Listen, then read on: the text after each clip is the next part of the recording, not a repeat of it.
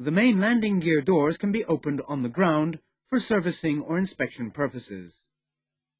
Precautions have to be taken before the doors are opened. Ground safeties and wheel chocks in place. Downlock safety pin in. In the cockpit, put warning notices on the free fall handle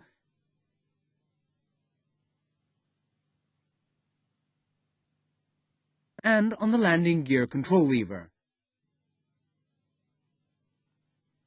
Make sure that the green hydraulic system is depressurized. Outside again, make certain that the door travel ranges are clear. Stand forward of the door.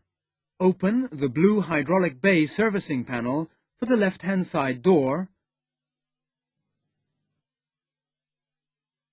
or the yellow hydraulic bay servicing panel for the right-hand side door. Disengage the safety pin. Press the button at the end of the handle. Rotate the handle to the open position.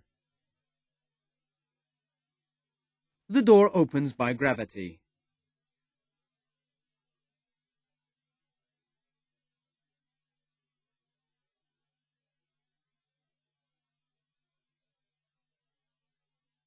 Safety it when fully opened. Caution! A safety sleeve must be fitted on the door actuator piston rod immediately after it has been opened on the ground and before working in the gear well. After servicing, the door can be closed. Here are the precautions that have to be taken. In the cockpit, landing gear control lever down with the warning notice in position. Landing gear free fall crank handle in the normal position, folded and a warning notice in position.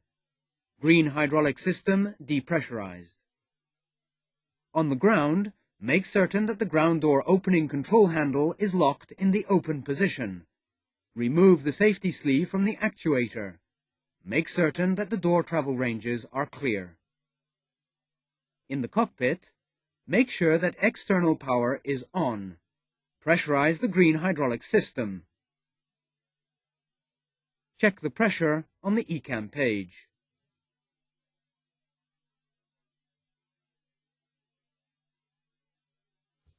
On the ground, reposition the ground door opening control handle in the closed position and put the safety pin back in position.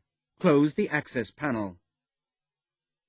In the cockpit, check that doors are up and locked on the wheel ECAM page. Depressurize the hydraulic systems